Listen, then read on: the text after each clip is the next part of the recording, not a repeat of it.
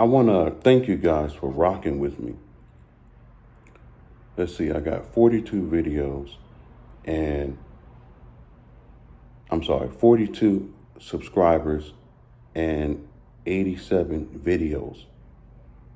And you guys been rocking with me. And I just want to say thank you, thank you, thank you. I can never thank you guys enough. I'm doing exactly what I always wanted to do. This is my dream. I've always wanted to be a motivational speaker. So every now and then I do my best to throw in little motivational stuff as I make my videos. But I just want to give a special shout out and a special thanks to you guys for hanging in there with me. Like I said in my other videos, I'm not perfect, right? There's other YouTubers, they communicate very well and they're really good at getting a point across and being relatable. I'm working on that. And so I appreciate you guys bearing with me. I don't know what I'm gonna call this video.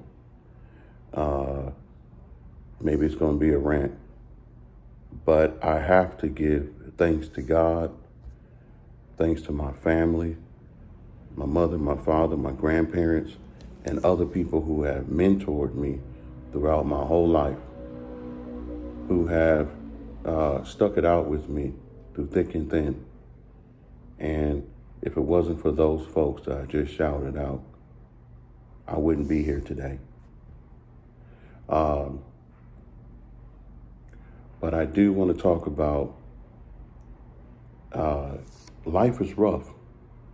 I don't know about you guys, but for me, life is tough.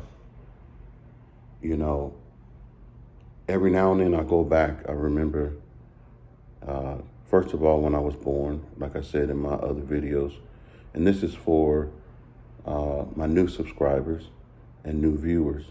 I was born with a small left hand and a small right arm. And I used to ask myself all the time, Lord, why did you make me this way? Or I would think to myself, what did I do in maybe a past life, right? Or what did I do in this life, right? Ahead of time to deserve this. And I used to think that maybe I'm cursed. Maybe there's something wrong with me.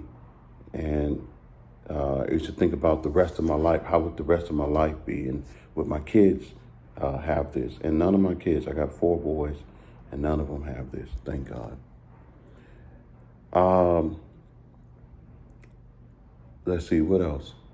I've been through some serious abuse in my life as a middle schooler in that age bracket, in high school. I won't get into that in depth. Physical, psychological, had some learning issues because of that, which is called trauma, and that affects one's education, processing information. What else? Then when I graduated from high school, my parents made it to where my brother and I would have to move out. They pretty much groomed us and let us know, hey, look, this is when we were like 10, 11, 12, 13, so on and so forth. They would let us know, hey, look, as soon as you guys turn 18, you're out of here. Like, you figure it out. And before I graduated, I was working from 15 and a half all my life, right? All the way to now. And I remember when I was working at one of my jobs, which is among many jobs, I was working at Ralph's grocery store. And I remember this one dude, he was about my age. I was a young adult. I think I was like 21, 22. And I was a box boy, right? Bagging groceries and whatnot and putting them in the grocery bags and whatever. Make sure you don't, when you bag groceries, I had to make sure I didn't put the eggs at the bottom and then put some heavy crap on top of it, right? And this one dude was like, bag my shit. And I was like, when you're young, sometimes you could be young and dumb, right? Your ego get in the way. And I didn't have the maturity, right, to deal with that the right way. So, of course, I was slick enough to go, okay, so I bagged this stuff. So then my silly self, I go out in the parking lot after I bagged this stuff to pretend like I was getting the cards. And him and his friend goes on the side of the building. So, of course, I come up on him, and I'm like, yo, what's up? You talking all that mess? Let's get down right now. Talking all that shit. And the dude pulled out a gun, just like, bam, like we were in the movies or something. And I put my hands up, and I'm like, yo, dude, why don't you put it down, and we just get down. We fight like men because you acting like a coward. Now, deep down inside, I was scared as I don't know what, but I didn't want to show that. I knew that. I had enough sense to know that at that time. And that saved my life because once I did that, he put the 22 like close to my ear, but it was like the bullet just skinned my ear.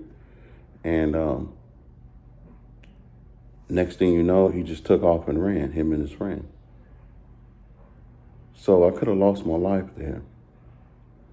I had many other situations where I could have lost my life. I had a friend in high school. He was a classmate. They found him in Riverside. I think he was only like 16 at that time. Found him in Riverside in the drug-infested area, hog-tied in the back of his own trunk. And the way the neighbors knew about it was because it had a really bad stench from the trunk of his own car. And I remember reading about it because, I was on the football team also at my high school, Valley View High School in Moval. And I remember hearing about death, like we're hit close to home, right? You hear about it, but they don't really hit close to home, when you're 15, 16, unless there's somebody close to you. So I didn't, at that time, I never had a family member who passed away. At that time, not yet. So that was like my first death, right? Where I went to school with this dude. We were in the same class, and he was also a football star, but he was a gangbanger. And it was around when Bone Thugs and Harmony was out. This is for the, I was in high school in the 90s, so hopefully somebody out there can relate. Drop a comment in the comment section, y'all, if y'all know about Bone Thugs and Harmony. So that happened, and it was just a really sad situation, and from 16 all the way to now, every now and then I felt bad, that I got old enough to grow gray hairs, to get married, to have a beautiful wife, to have 4 boys. And this young man, he ain't here anymore. There are no second chances, right? Once something happens and you're deleted. And so I often think about that. I try to,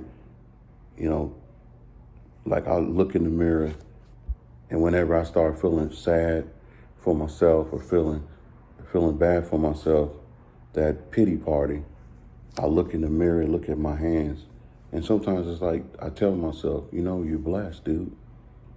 You blessed. There's some folks that would love to be in your shoes. There's some folks would love to have a hand like this and have a wife that loves you, a real wife, right? Have 4 boys who love you. There are people out there, and these are things I try to tell myself and remind myself, like, dude, you are super blessed. You got a roof over your head. You have work, right? You can take care of your family. My kids are alive and they're well. Is it perfect? No. And I hope this makes sense to you guys. We can always look at the negative and go, I wish I had this, or I wish I had that. I wish life was easy on us. And I ain't gonna lie, I've experienced a great life outside of this. But then I used to always say to myself, why not me have this? Should somebody else? And to be honest with you, I wouldn't trade this for the world.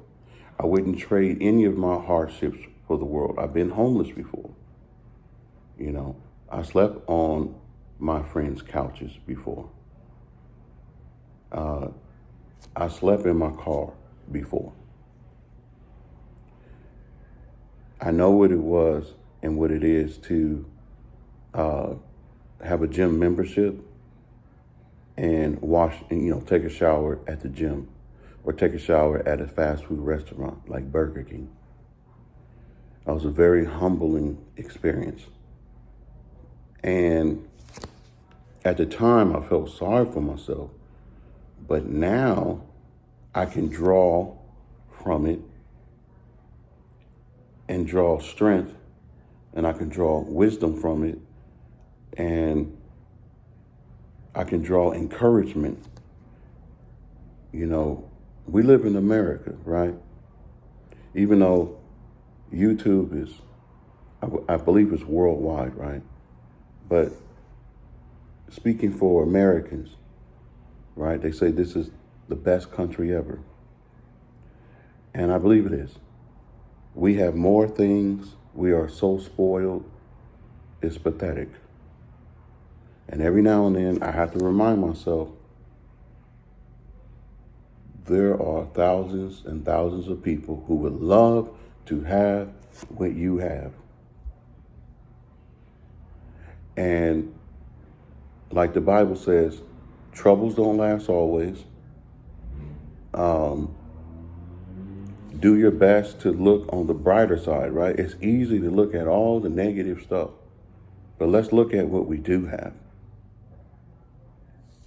There's somebody's kid that's in the hospital. A parent lost one of their kids. But people like us, we have everything. And I'm guilty of this, and sometimes we still not happy. And a lot of times, some people have to hit rock bottom in order to go, wait, hold on though, I'm still alive. I'm still breathing. And if we're still breathing and we're still alive, we got more than hope.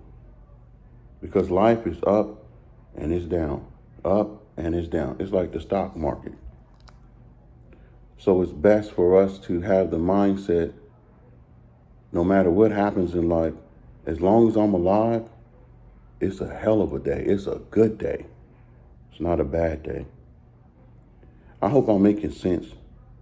And I hope I'm encouraging someone, because I know there are people out there that's experiencing getting evicted or losing their vehicle, or they lost a child, or they're in the middle of losing a child, or they're in the middle of a divorce. A wife is about to be divorced from her husband. Her husband is about to be divorced from his wife. I've been there, done that too. And that was tough. I ain't gonna lie. This is my second marriage. So my first marriage, I found out some things, and I almost put 10 years. I put 9 years into it. I wanted to end. I wanted to delete myself. At least that's what I was thinking, but I knew better. But that's how I felt. Like they say, and now it really resonates with me, right? That old saying, divorce is it's like a death in the family. And it is, because when you pour your heart into someone and you do everything you can to try to make something work, a relationship work, that you only have half of the responsibility to do, and then the other person has to do their part, right? That's how I look at it. And life doesn't always work out the way we want it to work, right? And I think we have to have that mentality. I like to use the term a dogged mentality, right? A dog is never quite full. You know, I have a little dog, and if I were to keep feeding that dog would eat until he probably throw up. And I think we got to have that kind of vigor when it comes to life, right? Where it's like a no matter what attitude, no matter what comes our way. If we lose, unfortunately, and God forbid that this ever happens, if I lose one of my sons, or if I lose my wife, or if I lose my dog, or if I lose my home, or if I lose my vehicle, right? Am I going to fall apart? Or am I going to get closer to God? Or am I going to have a stoic mentality? Because believe it or not, it's like with your hair, right? I'm 47, almost close to 50.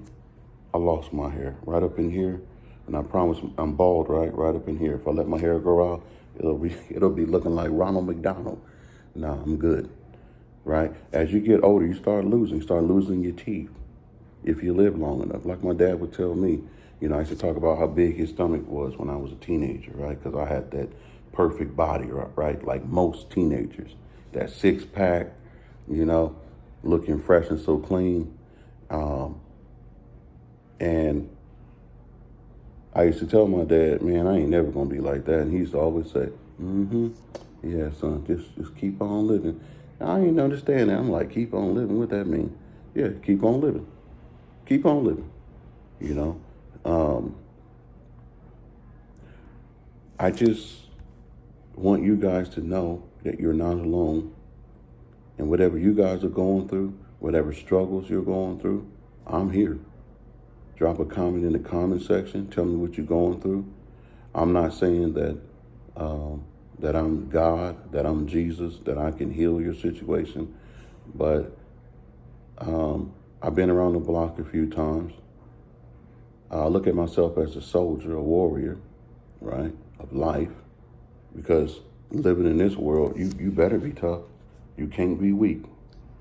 You better be tough. And I have a few tools in my tool bag, right? I got God. I'm a Christian.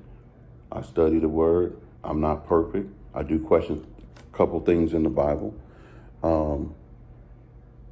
I know how to, when I prayed about certain things and I've done the work and I've done what I'm supposed to do, I know how to let it go and give it to God.